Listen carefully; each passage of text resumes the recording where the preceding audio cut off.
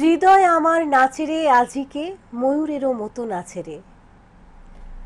আলাপনে সমস্ত দর্শক শ্রোতা বন্ধুদের জানাই অন্যান্য দিনের মতো স্বাগত। আজকেও আলাপন অনুষ্ঠানে আপনাদের সঙ্গে রয়েছি আমি মণিদীপা। সবাই প্রত্যেক দিনের মতো আমার সঙ্গে থাকবেন, ভালোবাসা দিয়ে যাবেন। আর আজকে বুঝতেই পারছেন প্রথম কবিতার লাইন দিয়েই, গানের লাইন দিয়েই যে আজকে আমাদের সঙ্গে রয়েছেন রাজ্যের তরুণ শিল্পী, ডান্সার এবং কোরিওগ্রাফার শ্রী সন্দীপ আচার্য। নমস্কার। তোমাকে স্বাগত। তুমি ভালো আছো? হ্যাঁ, ভালো আছি। আপনি ভালো? ভালো আছি। জেনে নেব, নাচ নিয়ে তো অবশ্যই কথা আজকে। হ্যাঁ। নাচ, কোরিওগ্রাফি নিয়ে কথা বলবো। প্রথমে চলে যাই তোমার ছোটবেলায়।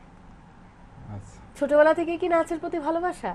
হ্যাঁ, ছোটবেলা বলতে আমি স্টার্ট করেছি যখন ক্লাস 5-এ পড়ি, তখন থেকে স্টার্ট করলাম আর কি ডান্স। তাও ও একটা রিয়েলিটি শো ছিল, তো ওইটা থেকে দেখে একটু মানে করব ভাব, এরপর এটা উৎসাহ যে তারা করছে এত নতুন কিছু একটা, তো ওই জিনিসটাই দেখে দেখে দেখে দেখে একটা ভাবলাম যে করি, তো তাতে থেকে স্টার্ট করলাম আমরা নতুন ভাবে। আচ্ছা, তো তুমি নাচ যে করছো ছোট ক্লাস 5 থেকে শুরু করলে একটুখানি, হ্যাঁ হ্যাঁ, তো সেই ক্ষেত্রে বাড়ির কার বেশি অনুপ্রেরণা ছিল বা কার উৎসাহে এই নাচের প্রতি তোমার আগ্রহ? নাচের তো আমাদের মানে পরিবারের দূর দূরান্তে কিছু নেই, ঠিক আছে।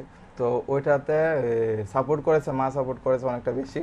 যখন আমি করেছিলাম যে একটা স্কুলে ভর্তি হবো, ডান্স শিখবো, তখন ওই জায়গাতে মা অনেকটা হেল্প করেছে যে যা দেখছে কিভাবে করা যায়।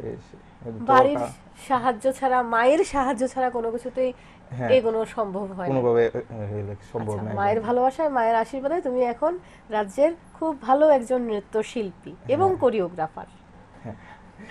তো তোমার এখন যে সংস্থাটা রয়েছে, একটা সংস্থা রয়েছে, সেই সম্পর্কে আমরা একটুখানি জেনে নিই। আমাদের সংস্থা দ্য রিদম স্টার একাডেমি, যেটার মধ্যে আমরা ক্লাসিক্যাল, ওয়েস্টার্ন, ফোক তিনটা ডান্সই শিখাই, এবং তিনটা ডান্সের জন্য বিভিন্ন ডান্স টিচার রয়েছে। যেমন ওয়েস্টার্নের জন্য আমি শিখাচ্ছি, এমন তো আরও 2জন টিচার রয়েছে। তো আমাদের স্কুল বিভিন্ন জায়গাতে আছে, আর 300+ স্টুডেন্ট আমাদের এখন আছে আপাতত ক্যাপাসিটিতে। আরও আপাতত আশা করি সবার আশীর্বাদে আরও এটা বাড়বে, সবাই সাপোর্ট করলে। তো এটাই মানে আমাদের আরও জায়গায় জায়গায় ব্রাঞ্চ খোলার একটা চেষ্টা আছে, এটাই ইচ্ছে, এবং আমাদেরও শুভ কামনা রইল তোমাদের স্কুলের প্রতি, তোমার প্রতি। Thank you. আচ্ছা, বলছি যে ভারতীয় সংস্কৃতি আর পাশ্চাত্য সংস্কৃতির যে একটা সংমিশ্রণ, সেটা কতটা গ্রহণযোগ্য, কি এই ব্যাপারটা নিয়ে একটুখানি বলো যদি। ভারতীয় সংস্কৃতি লাইক ক্লাসিক্যাল ডান্স, এগুলি তো আমাদের নিজের ডান্স, ঠিক আছে। বাট যেটা আমাদের ওয়েস্টার্ন, হ্যাঁ ধরে নিতে পারো ওয়েস্টার্ন ডান্স বা হিপ হপ কালচার যেটা আছে, ওইটা একটু টাফ, লাইক আমরা যেটা আমাদের এখান থেকে পাই ওইটা তো অনেকটাই ইজি, মানে লাইক শেখার জন্য, যে আমাদের এখানে টিচাররাও আছে অ্যাভেলেবেল। বাট বাইরের দেশে যে ডান্সটা রয়েছে ওই জায়গাতে আমাদের এখানে প্রপার টিচার পাওয়া যায়। তো ওই ক্ষেত্রে আমি কিভাবে শিখেছি, আমি শিখেছি বিভিন্ন জায়গার মধ্যে ডান্স ওয়ার্কশপ থেকে।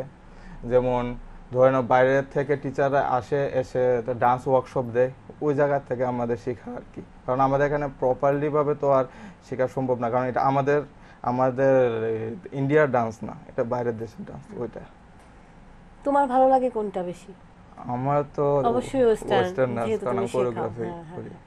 তো এর মধ্যে কি আগামীতে তোমাদের কোনো সেরকম কোনো সূচি রয়েছে অনুষ্ঠান? আমাদের গ্ল্যামারাস সিজন 7 হবে, যেটা আমরা 6 বছর ধরে চলছে, একটা ইভেন্ট করি আর কি বছরে। আচ্ছা, তো ওইটার মধ্যে আমরা প্রত্যেকটা স্টুডেন্ট মানে যাতে অন্যান্য স্কুলের স্টুডেন্টরাও যাতে পার্টিসিপেশন করতে পারে, তার জন্য আর্টের কম্পিটিশন থাকে, গানের কম্পিটিশন থাকে, ডান্সের কম্পিটিশন আমরা রাখি। ঠিক আছে, এটা হচ্ছে আমাদের বাইরের স্টুডেন্টদের জন্য, যারা অন্যান্য স্কুলের মানে স্টুডেন্ট। আর আমাদের নিজের স্টুডেন্টের জন্য থাকে তোমার ডান্সের প্রোগ্রাম। জাস্ট তারা তো কম্পিটিশনের মধ্যে পার্টিসিপেশন করে না, তারা শুধু মানে জাস্ট প্রোগ্রামের জন্য থাকে আর কি। আচ্ছা, নতুন প্রজন্মে যারা রয়েছে, তোমাদেরও মানে পরে যারা রয়েছে, তারা কি মনে করো পড়াশোনার গতানুগতিক যে আমাদের পড়াশোনা, তার পাশাপাশি নাচকে যদি বেছে নেয় জীবিকা হিসেবে, সাফল্য কতটা আসতে পারে? ওইটা ডান্স মানে সব কিছুর মধ্যে তো পরিশ্রম আছে অনেকটা বেশি, ডান্সের মধ্যেও অনেকটা বেশি পরিশ্রম আছে।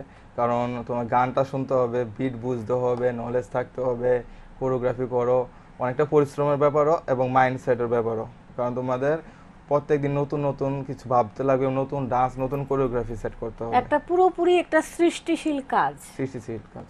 তাহলে ওইটাতে একটু টাফ, বাট ওইটার মধ্যে ডেডিকেশন নিয়ে যদি করা যায়, যে কোনো জিনিস, ডান্সের ক্ষেত্রে না, আর্ট বা সিঙ্গিং, যে কোনো ক্ষেত্রে যদি ডেডিকেশন নিয়ে করা যায় তাহলে ওইটার মধ্যে সাকসেস হবে হবে। এটা যে কোনো জিনিস হোক, এবার হোক ডান্সের ক্ষেত্রে হোক, আর্টের ক্ষেত্রে হোক, যে কোনো স্পোর্টসের ক্ষেত্রে।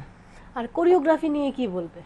কোরিওগ্রাফি, কোরিওগ্রাফি বলতে পারো আমি যেটা করি আর কি, আমি এখন ফ্রিস্টাইল চলছে, ফ্রিস্টাইল কোরিওগ্রাফি করছি, যেটা আমরা কোরিওগ্রাফি আমরা আমাদের স্কুলের ব্যাপারে বলি কিছু। হ্যাঁ, আমাদের স্কুলের মধ্যে আমরা বেসিক থেকে স্টার্ট করি। একটা স্টুডেন্ট আসলো, তাদের বেসিক থেকে স্টার্ট করা হয়, ফাউন্ডেশন বেসিক থেকে আস্তে আস্তে করে করে করে করে এদের নলেজ সহ। মানে এটা না যে এসে একটা ডান্স কোরিওগ্রাফি করে দিলাম, সে প্রোগ্রাম করে নিল। মানে অনেকে তো ভাবছে যে ডান্সটা মানে কি একটা প্রোগ্রাম করা, জায়গাতে যে কোনো একটা স্টেজের মধ্যে প্রোগ্রাম করা। ওইটা যে প্রপার নলেজ আছে, যে যে কোনো একটা স্টেপের প্রত্যেকটা নাম আছে, প্রত্যেকটার মানে বলতে পারো সূত্র, যেটা বলতে পারি সূত্র আছে, যে কিভাবে এটাতে এই গানের এই জায়গাটা এমন ভাবে হবে বা এই স্টেপটাকে এইভাবে করা যায়।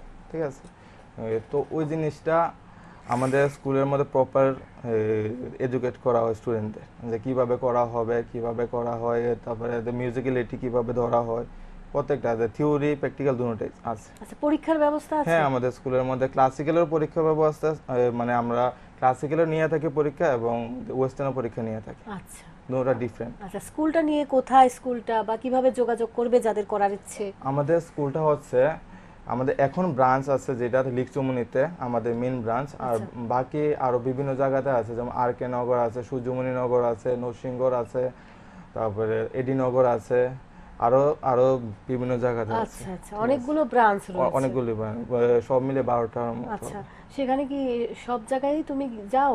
না, সব জায়গায় তো আমার পসিবল না, সম্ভব হয় না এতগুলো জায়গায় একা কি করে। প্লাস আমি একটা স্কুলের মধ্যে এজ এ তোমার ডান্স টিচার হিসেবে আছি, তো সম্ভব হচ্ছে না। তো আমি মোটামুটি চেষ্টা করি কিছু যাওয়ার, ধর মাসে একবার হলো একটা ভিজিট করি। আচ্ছা, আর বেশিরভাগ সময়টাই ওই 2-3টা ক্লাসের মধ্যে দিই আর কি, আর বাকি সব আমার সাথে যারা আছে তারা এটা ম্যানেজ করে। আচ্ছা, নাচ ছাড়াও কি আরো কোনো কিছুর সঙ্গে জড়িত রয়েছো?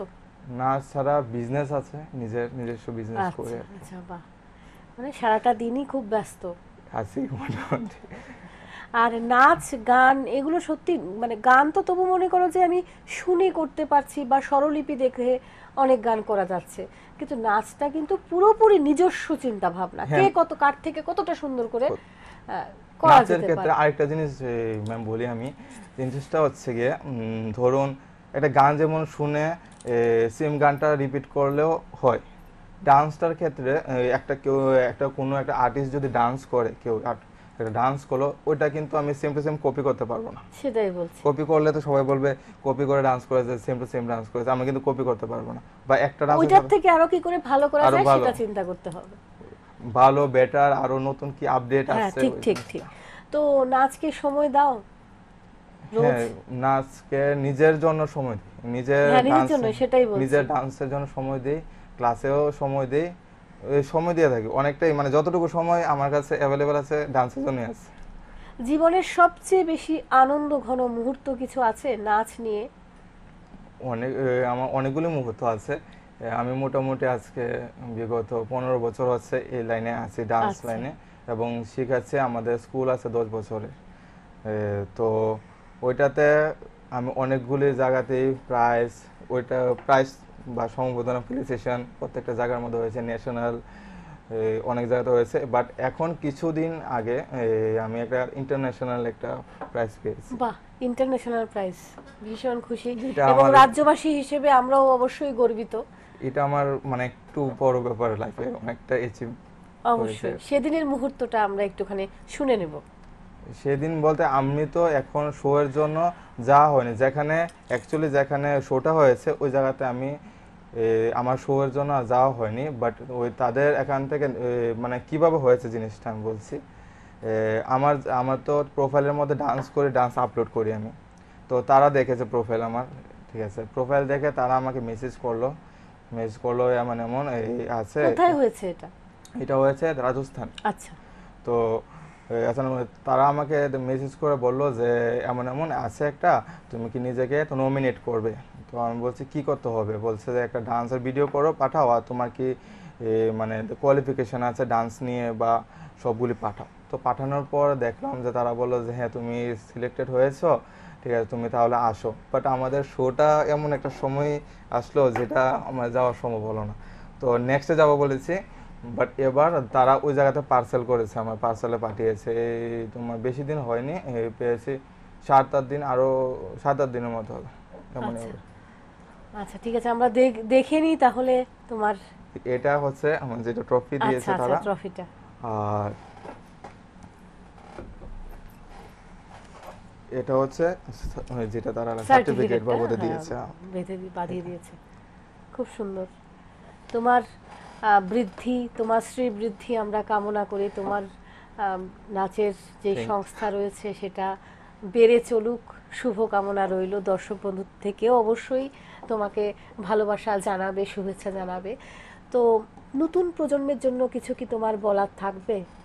নতুন প্রজন্মর জন্য যারা ডান্সের কথাই বলি, যেহেতু ডান্স করবে, অবশ্যই। তো যারা ডান্স শিখতে চাও তারা প্রপার, আরেকটা কথা বলবো যে একটা মানে গুরু শিষ্যের কথা একটু একটু করে হ্যাঁ, কথা অবশ্যই বলছি। বলো, হ্যাঁ। হ্যাঁ। তো একটা মানে গুরু তখনই ভালো গুরু হতে পারবে যখন তার শিষ্য খুব ভালো হয়, ওই জিনিসটা মাথাতে রাখি। তো আমরা আমার প্রত্যেকটা স্টুডেন্টকে এমনভাবে তৈরি করার চেষ্টা করছি যে মানে তারা যদি মানে কোনো জায়গাতে যায় ওই জিনিসটা আমাকে বলবে, যেমন না ওই স্যারের ইয়েতে গেছে।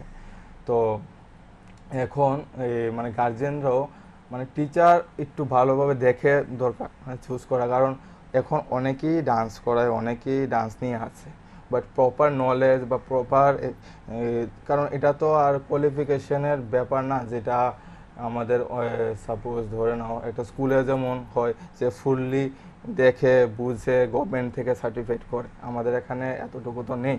তো ক্লাসিক্যালের ক্ষেত্রে মনে আছে, আমি বেশি জানি না, ওয়েস্টার্নের ক্ষেত্রে এতটা নেই।